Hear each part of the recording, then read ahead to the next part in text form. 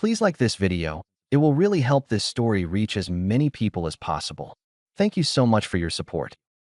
The message landed while I was hunched over a hotel desk in Portland. Second coffee going cold. Slides for the branding keynote lined up by color like little soldiers. It was a simple text from Jenna. No emojis, no long wind-up.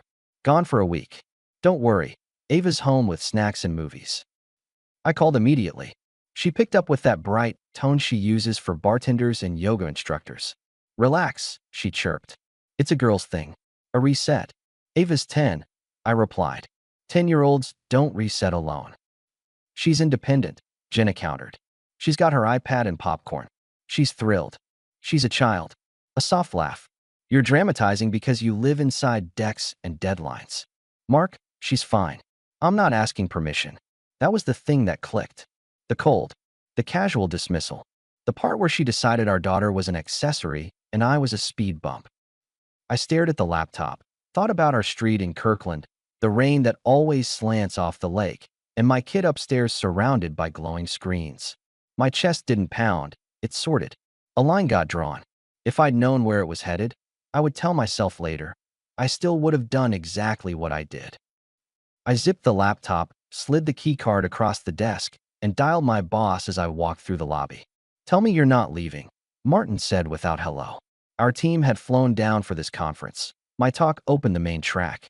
Mark, this is your promotion. My daughter's alone. I'm gone. Other people handle family without burning careers. I'll handle both, I answered, stepping into the rain. But not in that order tonight. If you walk out, he warned, forget the raise. That was an easy sentence to say, I said, and ended the call. Traffic out of Portland was a black ribbon with red eyes. Wipers beat time. I scraped 2 hours north, scanning the clock and the road, thinking of Ava. Somewhere around Kelso I called home and got no answer. I called again and imagined her bracing to seem brave. It's one thing to build brands for a living. It's another to realize the brand you're selling at home is Dad shows up. I leaned into the gas.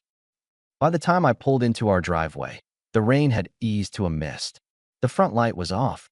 I let myself in. The house smelled like stale kettle corn. Ava was on the couch, legs tucked under a blanket, eyes wide and dry, like she'd made it a competition with herself not to cry. Hey, bug, I said, setting my bag down and keeping my voice normal. How's the movie? She straightened. Good. It's fine. I'm fine. You're allowed to be 10. I know. I handed her my hoodie. Wear it anyway. I'm ordering food. You're picking. She tried to act casual. I pretended not to notice the tremor in her fingers as she scrolled the menu. We ate noodles out of cartons, her feet wedged under my leg. The TV droned. When she was in her room, I went through the house. Back door locked. Windows latched. Thermostat right. I put a glass of water by her bed and sat in the hallway for 20 minutes, not because she asked, but because a line had to be guarded. Around midnight she stirred. Dad, right here. You're supposed to be in Portland. Portland can wait. You'll get in trouble. I already did, I said. It'll keep. I slept on the floor by her door. It wasn't noble, it was logistics. When I closed my eyes, it wasn't fear or anger.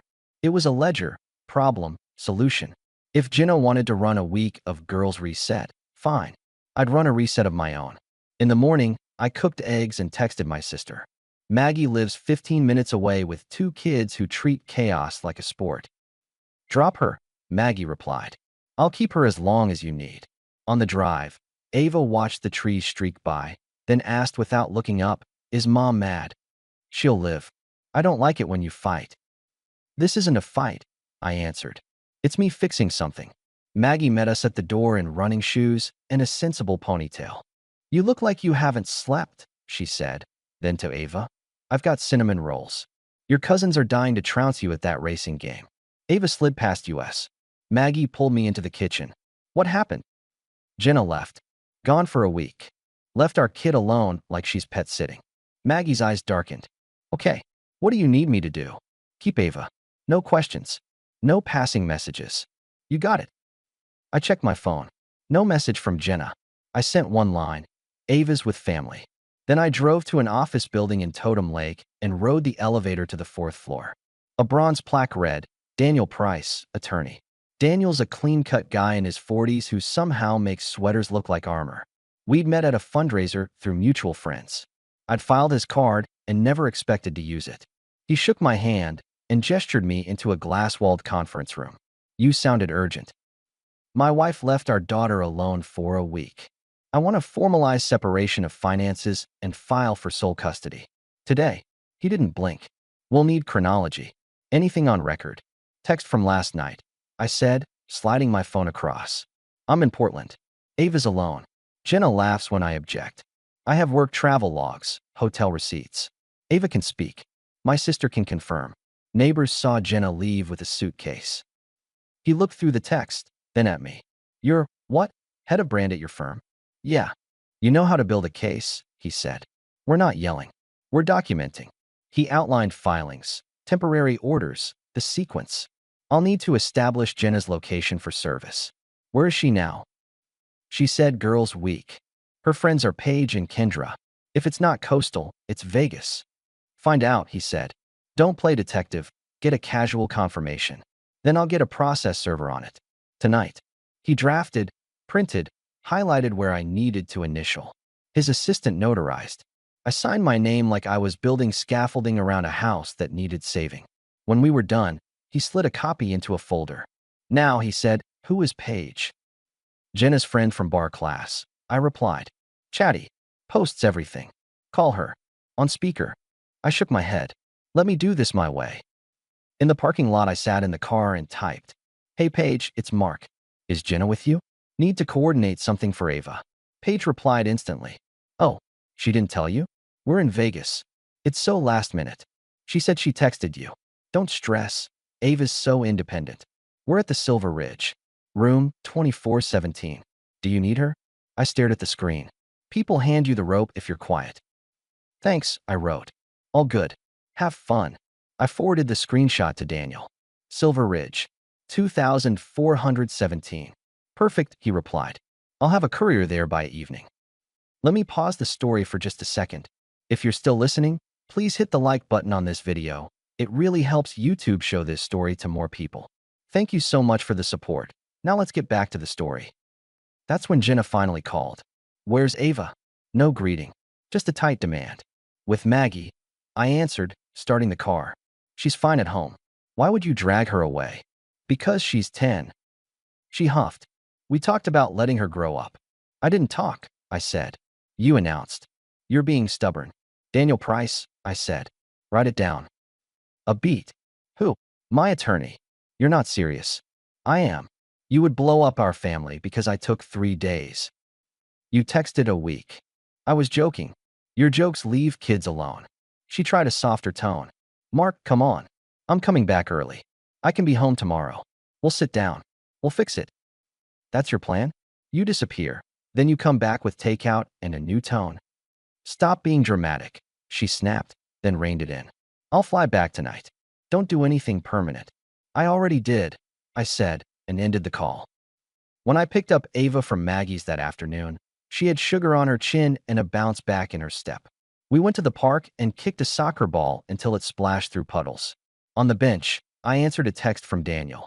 Service arranged for 7:30 p.m. We'll confirm. I kept the phone in my pocket and took the ball off Ava with a lazy spin that still made her grin. Mid-game, my phone buzzed again. Served, Daniel wrote. Hotel staff witnessed. Time stamped. 5 minutes later, Jenna's messages poured in like a burst pipe. What is this? Is this a joke? Papers? In my hotel? Are you insane? I typed. Yes, that's my attorney. She called. I let it ring. She texted 10 more times. I muted the thread and passed the ball back to my kid. That night, I let Ava choose a movie again. She picked something with animated pets. Halfway through, she leaned on my side and didn't pretend not to. When I carried her to bed, she slurred. Are we okay? We're good, I said. I've got the wheel. Morning brought Jenna's car in the driveway. She came in wearing a pink pajama set that looked like a costume for softness, hair still smelling like hotel shampoo. Her face was splotched from crying or pretending to. She found me in the kitchen making coffee. Mark, she started, voice wobbly. Please, we don't have to do this. I kept stirring. I messed up, she continued. I needed a break. I didn't think it through. I was trying to keep it light. I love Ava. You know I love Ava. You left her alone for days? I answered. That's not light. That's a decision. I came back. Because I filed.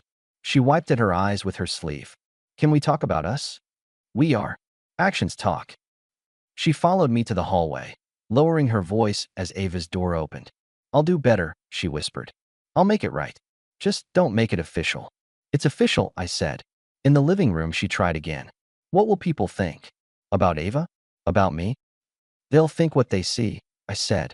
A girl who had to be brave alone. A mother who chose to be somewhere else. She flinched at mother. Finally, she pivoted. Then let me show them. Tonight. I'll cook. We'll invite Tom and Renee, maybe Talia. We'll set the table. We'll be civil. We'll remind everyone what our family looks like. You want a stage? I want to save what matters, she shot back, a little steel slipping through. I want to protect Ava from gossip. I want to protect you at work. Do you think word won't get around that you filed? People talk. There it was, her map. Image first. Audience for proof. You can have your dinner, I said.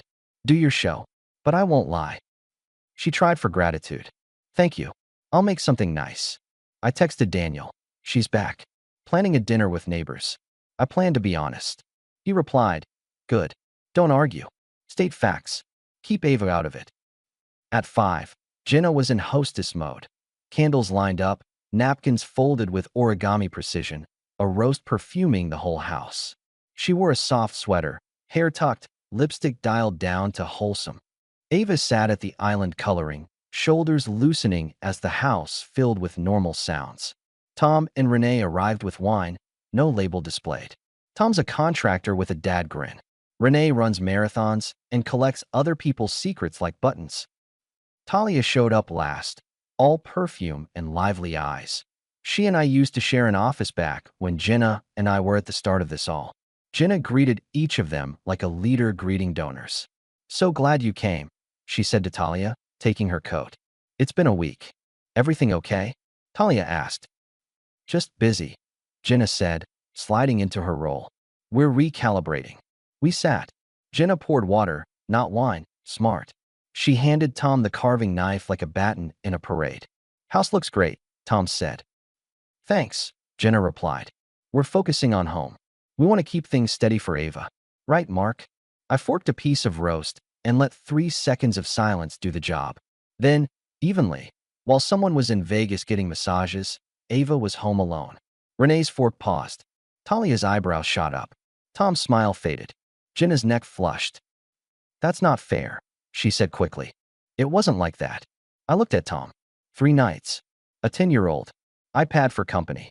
Renee's voice sharpened, the way it does when she's running uphill. You left Ava alone? Jenna tried a laugh that nobody bought. It was a misunderstanding. No, I answered. It was a plan. Talia glanced at me. Is that why you left the conference? She always pays attention. Yes. Jenna reached for my forearm, performative and too late. We're working through it, she told the table. We love each other. We don't need an audience. You invited one, I noted. Tom cleared his throat. If you need anything, the spare room is open. For either of you. Thanks, I told him. Ava's staying with my sister for now. Renee exhaled. Good. Jenna's eyes flashed. You don't know our circumstances. I scooped potatoes. People don't need an essay to see a choice. The rest of dinner was polite noise. Jenna performed softness with top notes of steadiness. I answered directly when someone aimed a question at me and let the other ones drop to the floor. Ava wandered in once for water. I kissed the top of her head and sent her back to her game with Tom's old iPad that he'd passed down to her last summer. When I took the plates to the sink, Talia joined me. You okay? She asked under the sound of running water. I'm good, I replied. Jenna looked cornered. She's always hated that. She built the corner. Talia studied me. You always were the calm one. Comes in handy. In the doorway, Jenna watched us, soft smile stapled back on. We're fine, she announced to no one. We're family. After they left, the kitchen was a stage after the crew has struck the set. Jenna leaned on the counter. That was cruel, she said, voice low. You embarrassed me. I corrected the record, I answered. In the same room where you were polishing the record. She set her jaw. The softness peeled away, and the real thing stood there. You think you're going to take Ava and waltz off? You'll be paying for the rest of your life. I'll make sure of it. I dried a plate. Try. She straightened. I will. Get some sleep, I said. We start early tomorrow. Start what? Court, I answered. You got served. Her mouth tightened.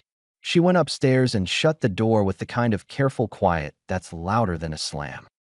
In the morning, we dropped Ava at Maggie's and drove separately to the courthouse. No brand-name drama, no theatrics, just parking lots and elevators and the stale smell of hallways. Daniel met me outside the hearing room with a stack of files and a calm nod. You'll be concise, he said. You'll be respectful. Let me do my part.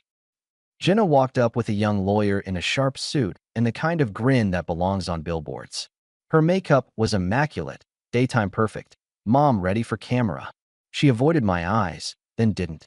We can still end this, she murmured. No reason to parade faults. Then we agree, I replied. No parades. Inside, the room was small, fluorescent hum, a clock that never lies. We sat. Daniel stood and laid out a timeline like he was building shelves. Text on Tuesday, call on Tuesday night, my departure from Portland, arrival home, confirmation of child alone, immediate placement with family, petition for custody, documentation. He didn't raise his voice. He didn't sell. He made a case like a floor you can walk on. Jenna's lawyer spoke next, smooth as a radio host. My client had a temporary wellness trip planned. She believed their daughter was safe and mature enough to stay home. She returned early the moment she learned of her husband's concerns. There is no pattern here, only a misunderstanding in a marriage under stress due to his travel. Under stress, I whispered to Daniel. He didn't look at me. Wait. The judge, a woman in her 50s with a decisive haircut, listened without twitching. Then she glanced at me. Mr. Lewis, anything to add? I stood. Only this. I drove 3 hours in the rain to get to a child who was pretending to be fine so nobody would be in trouble. I don't want to fight. I want my daughter's nights not to depend on whether someone booked a massage. Jenna's lips pinched. Her lawyer stood again. Your Honor, my client would like to speak. The judge nodded. Jenna rose with practiced poise, one hand smoothing her skirt. I love my daughter, she began.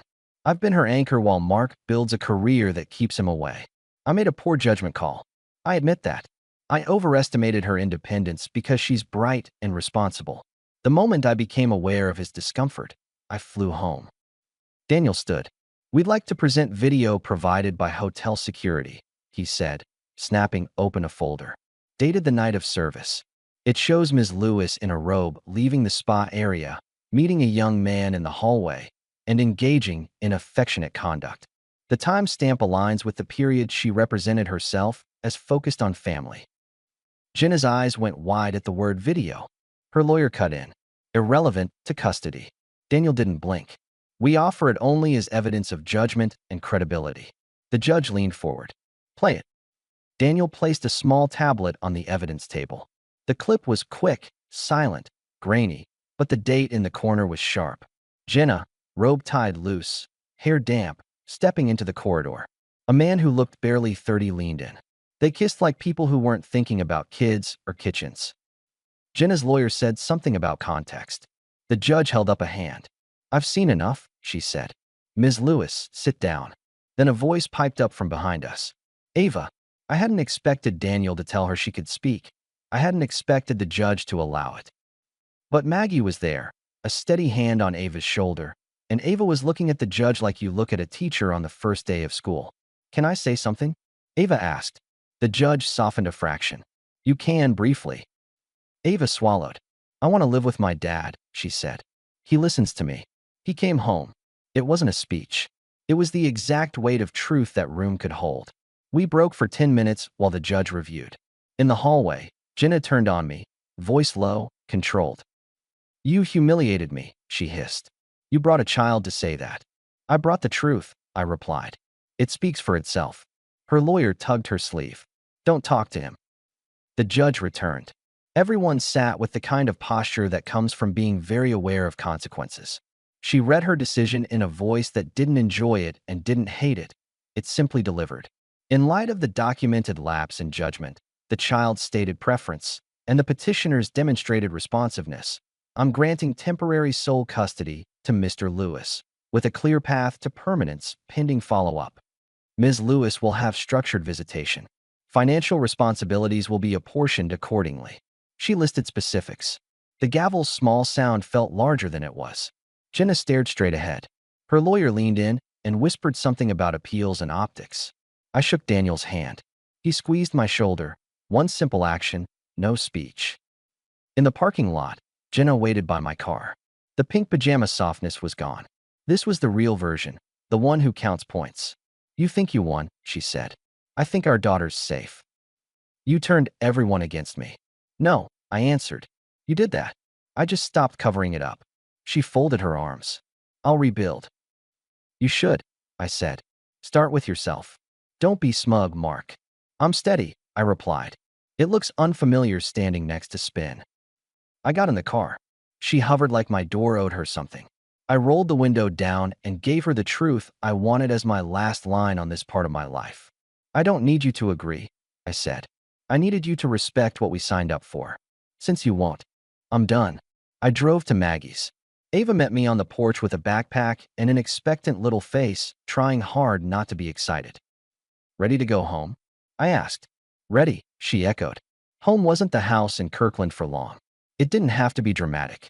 I kept the house for a while because Ava's room was there and the street knew our name. But I divided accounts, moved my clothes piece by piece, and when the timing was right, I bought a place on the ridge with a view of water that didn't apologize for being cold. I changed the locks because adults do that when situations change. I set a schedule that put Ava first and everything else in its place. Work took an interesting turn. Martin called a week later, voice stiff. You blew up the conference. I handled my family, I said. Clients noticed. Clients notice when people do the right thing, I replied. Sometimes they like it. He grumbled and hung up. A month later, he called back in a different tone. We'd like you to lead the Northwest accounts. I'll take it, I said, with flexible travel. Wednesdays and Thursdays remote when I have Ava. Silence. Then, fine. My days got simple.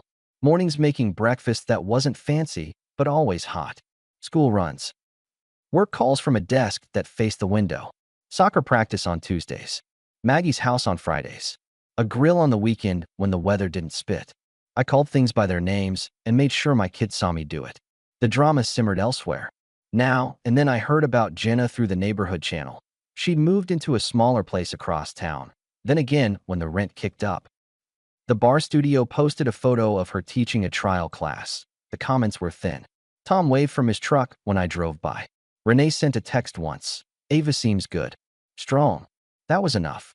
I ran into Talia at a coffee spot that serves tea like it invented it. She was there with a friend. I was there with my laptop and the kind of focus you earn. We traded small talk. Then she smiled in a way that wasn't fishing, just honest. You look lighter, she observed. Probably fewer candles at dinner, I said. Is that a brand joke? She asked. It's a life joke. We grabbed lunch a week later, then dinner 2 weeks after that. She didn't try to fix anything. She wasn't a project manager for my feelings. We walked around the lake and talked about stupid office stories and the best way to repair a fence.